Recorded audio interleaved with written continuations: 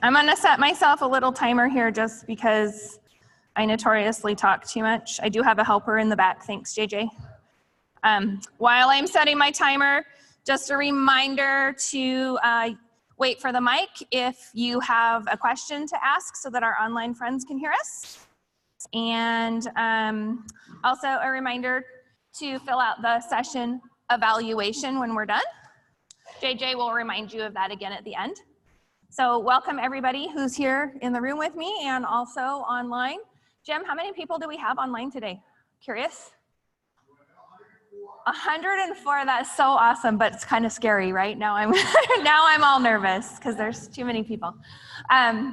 So welcome, and let me introduce myself real quick. My name's Alissa Sells. I am the lead Quality Matters coordinator for a system of 34 community and technical colleges in Washington State. I have a coordinator on each campus, and then I wrangle the coordinators. So I'm curious, how many of you are coordinators on your campus?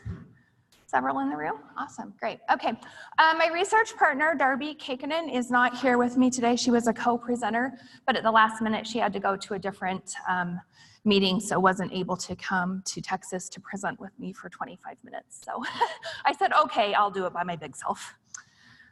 All right, I should have tested this to make sure it worked, and it doesn't work. Is my clicker out of batteries? That's all right. I have a finger and I will advance my slides manually. It's all right. Okay, so our objectives today, just 3 little things we're gonna do. I'm gonna tell you about some limitations for our study, so hopefully by the end you'll be able to identify those. I would encourage you to maybe take notes because there might be prizes at the end if you can answer some questions. We're gonna talk about some confounding or explanatory variables that we controlled for in the study, just because there's so much stuff when you go to try to research one little thing. And then hopefully at the very end of this, your takeaway is going to be that you have identified a list of things that you would need to do or need to have access to in order to conduct similar research of your own. So, questions before we get going? All right, online folks, if you have questions, please feel free to put those in the chat. I'm sure Jim's already told you that. Folks in the room, feel free to raise your hand. We might hold some questions at the end because we do only have 25 minutes and I wanna get through the slides.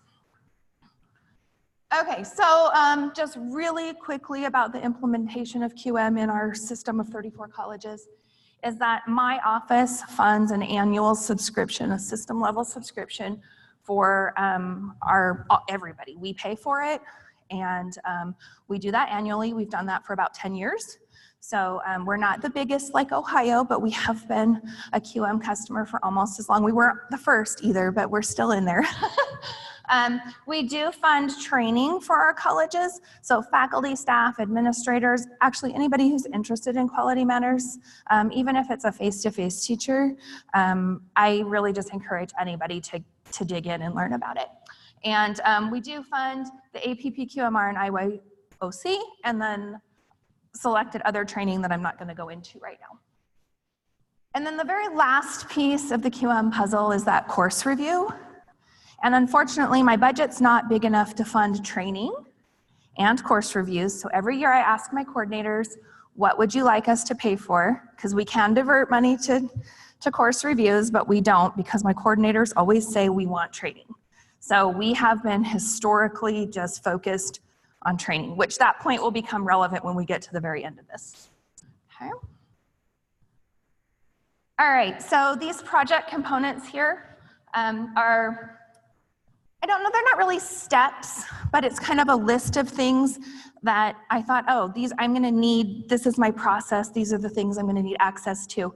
So this would be the list when I ask you, what are the things you might need in order to conduct similar research? That's this little process here. You're gonna need a research question or questions. I have 3 research questions. You're gonna need some sort of a research partner if you don't have the mathematical chops to do the data analysis yourself, which I didn't, so I have a research partner. You're gonna need data, and we'll talk about that in a minute. You need permission to use the data, in addition to access to it, yes, you have to have permission to use it. You might need participant consent. You're gonna need to spend a lot of time with the library resources. So I highly recommend being able to access some of the larger databases. Which, funny that we're an institute of higher learning, and I didn't have access, the same access that like the four-year colleges have, my technical colleges and my community colleges, we don't have the same journal access. So there was a little finagling in there, but I got it worked out, so it's all right. You're gonna need some editors who like to read and proof and make suggestions, who also like to slash things and say, no, don't say that. So you work with people that you're receptive to getting feedback from. And then the last two, time and patience, because this research can be a long process. All right, Jim, are there any questions from online? Okay, just interrupt me if we have something. Thanks. Okay, so the first thing on that list that I just went through with you was research question. I have research questions. We looked at the relationship between mean student grades and 3 comparison points. The first point was before and after our faculty completed APPQMR training, and this narrowed it down to the online APPQMR training, so it'd be really consistent. We just looked at that piece. And then we looked at course GPA before and after the faculty achieved course certification. So that was the second one. And then the third one, we went all the way back before training when the faculty knew nothing about QM, all the way to the end after they'd completed the process after course certification. So those are the 3 points we looked at. Okay, so number 2 on our list, research partner. My office is the SBCTC Office of Educational Technology and Open Education, but that didn't fit all in my little circles, so it just says Educational Technology, plus our Office of SBCTC Research, and that gave us a really quality partnership. I was just astounded when I talked to our research office, and I said, hey, this is something I want to do. I'm gonna need some help, are you interested? And she was like, oh my gosh, yeah, that sounds so interesting. That's so much, more exciting than what I do normally. So I was really lucky to have a partner who was actually interested in what I was doing. She wasn't just manipulating the data for me. She just was interested in the project as well. Okay, so number 3 on the list is data. Our data spans from 2008 to 2018, and that's about as far back as you can go in the MyQM system anyways. So I pulled anything that was in there between those years. So 10 years of data, that's a lot of data. This is not a study where I said I want to do this and then waited 4 years into the future to do it. I said, what can I do with what I have? So that would be a recommendation I would give to you, is look at what you already have access to and work back from there and see if there's anything interesting you can find. So we started with 138 officially certified QM courses, and that was over the 10 years.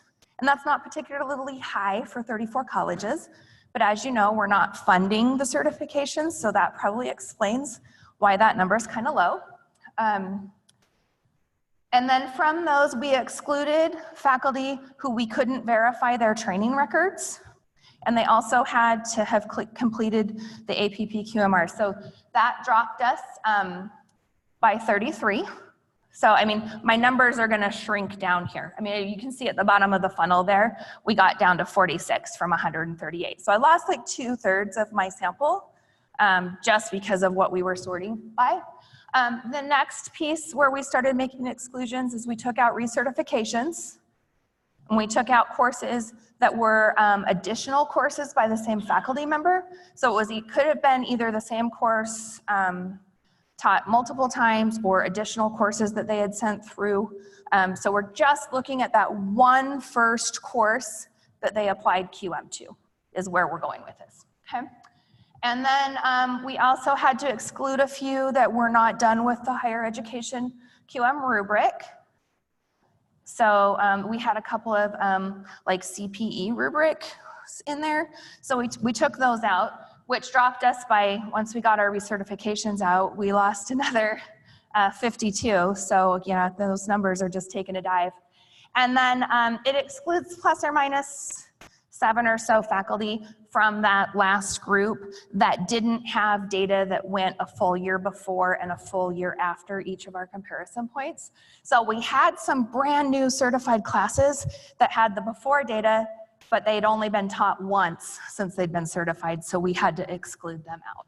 Questions on anything? We're doing good? Okay.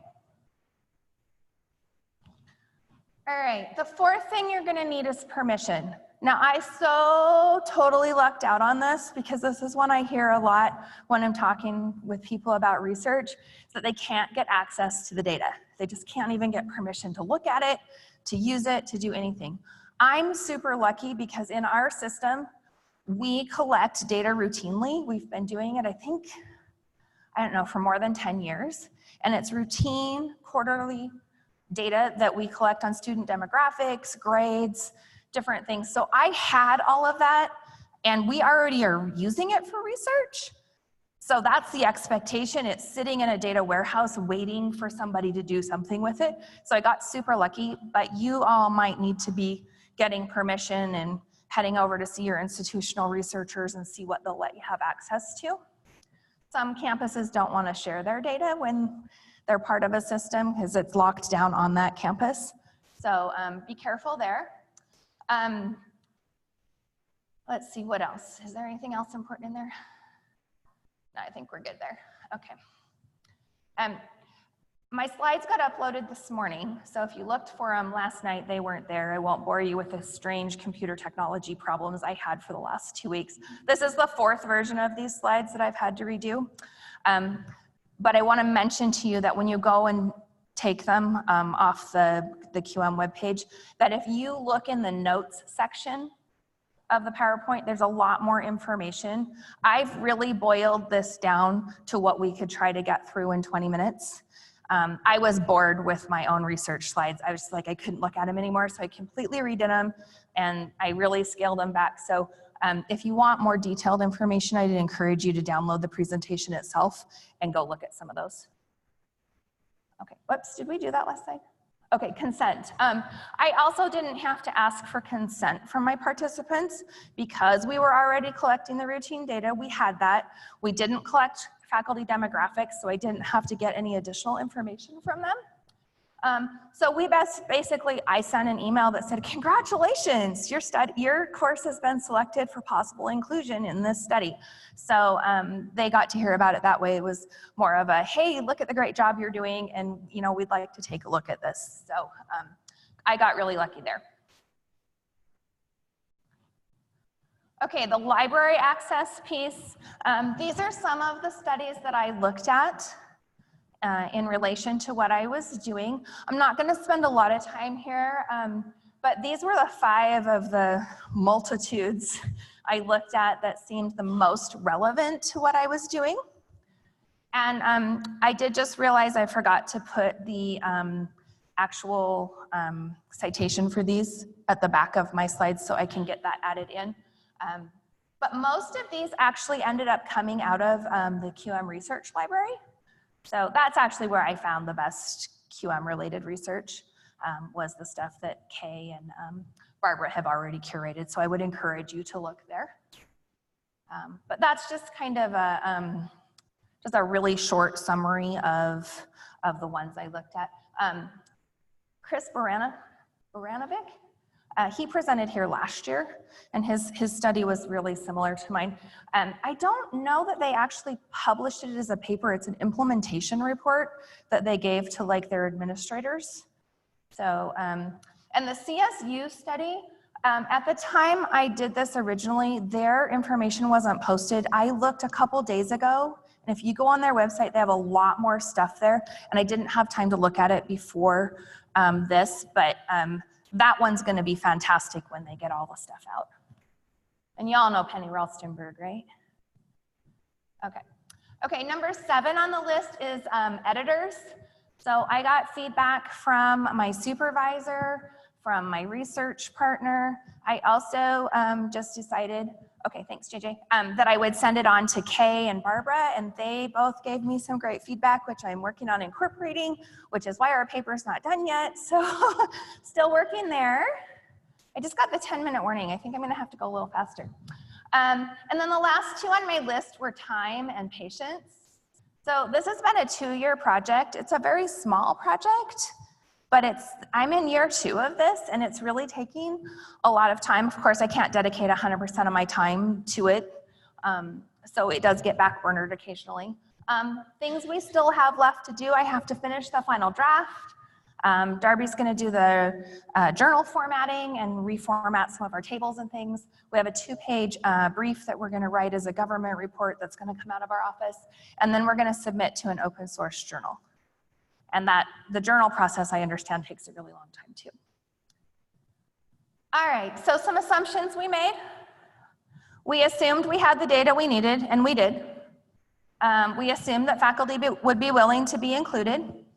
And then the other big assumption we made is that once the faculty had participated in APPQMR, they started making changes, and that they continued to make those continuous improvements all through the process and all the way to the end until their course review was done.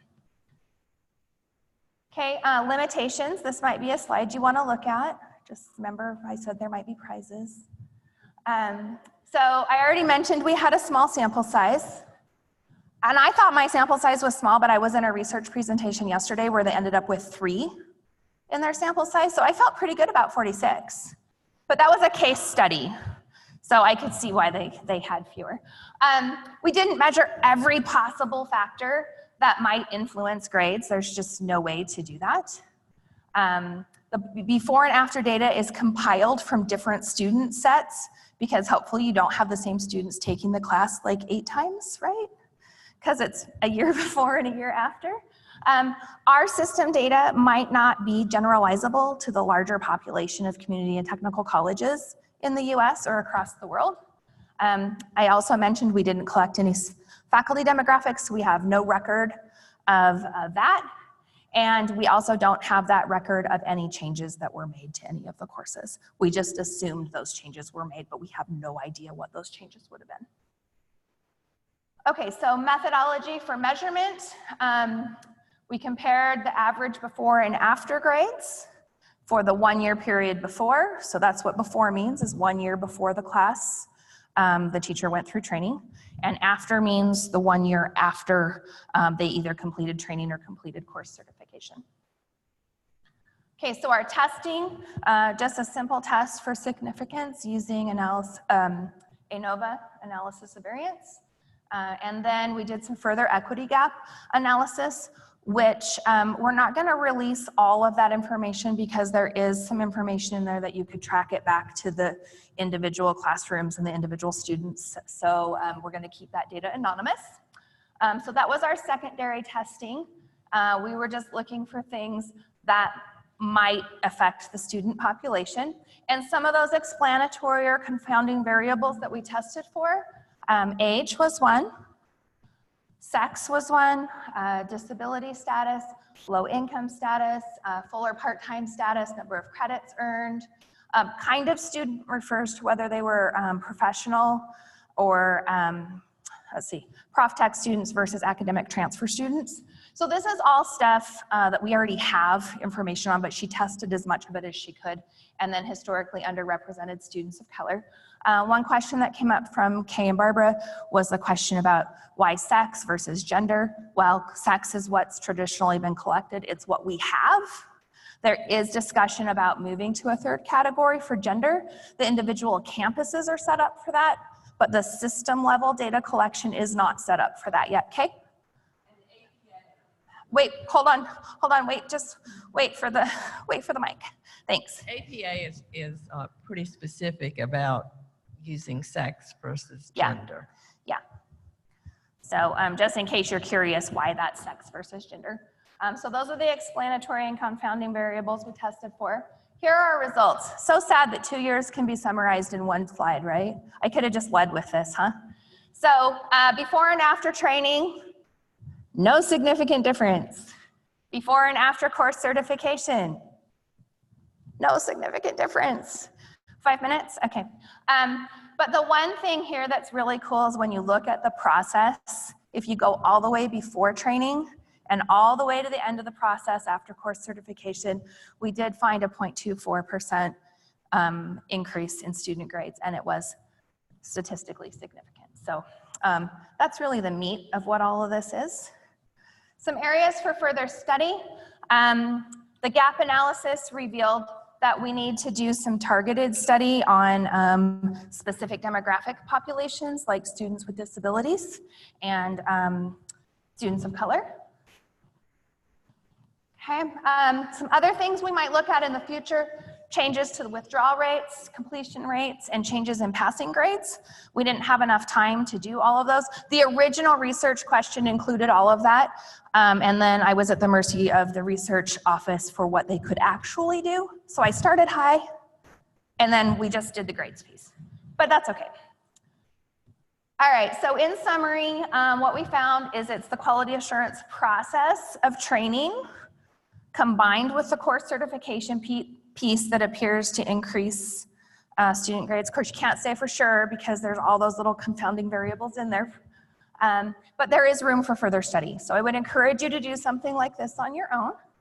I'm gonna open it up for questions here. Just the potential impact of this though is, you know how I said our process and implementation of QM has been really training focused? Well, we need to think bigger. We need to find a way to get it and move it to the certification piece, because according to what we found here, and it's only one study and it has its limitations, but what we see here is it's the process, not the individual pieces that are making the difference. Okay, so let's review. Who can tell me 3 limitations? Jane. Okay, wait for the mic. I have a prize for you somewhere. Okay, well, although you say your sample size is small, as a scientist, it really wasn't. So okay. I'm just saying. Well, good, thanks. And then you had no faculty demographics and no record of the specific changes that faculty made to their courses. It was assumed. Yes, it was. Okay, come claim a prize. Okay, well, Jane's coming up to claim her prize. Who wants to tell me 2 confounding or explanatory variables from the study? No takers? All right, I'm keeping the pen then. The red ones have flashlights. Oh, Jane!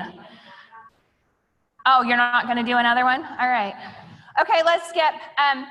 Who can tell me 3 of the 9 things that were like my list of things components? I have the microphone already. Awesome! So permission and data access. So permission, 2. And then of course, as I am a biostatistician, you also need some statistical support to do those things. Yep. So that was what my research partner. Okay, cool. Well, you can claim your prizes, ask questions. Do we have any questions online? And I'm sorry, online folks, I don't have a virtual pen to give you. But I could give you a big applause or a pat on the back if you can answer can anybody online answer the second question? Pick whichever one you want. They're all saying thank you. They're saying thank you. All right, well, thank you.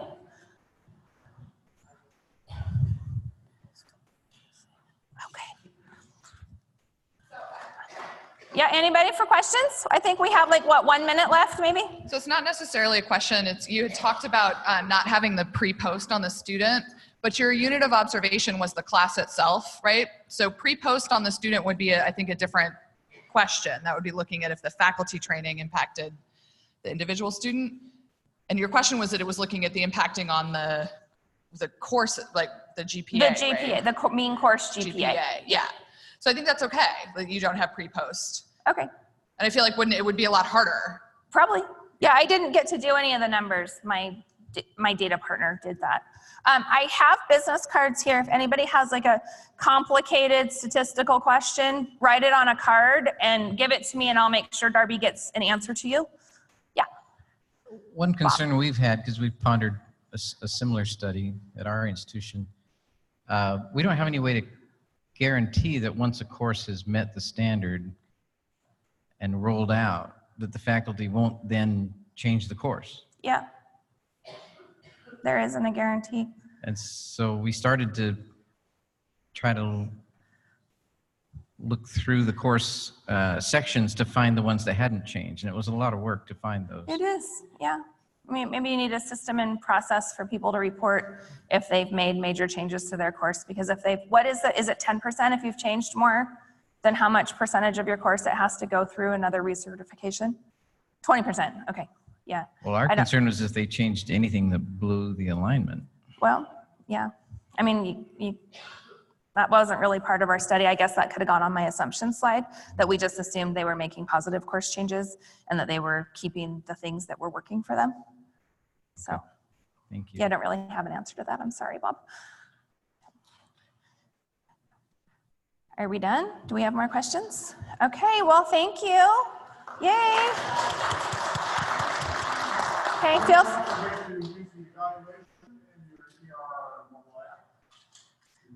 Yeah. And tell me how awesome the graphics in my slide presentation was, because I lost it to computer problems twice and then decided I hated our template and just redid the entire thing for you yesterday so it would be really easy and lovely to understand.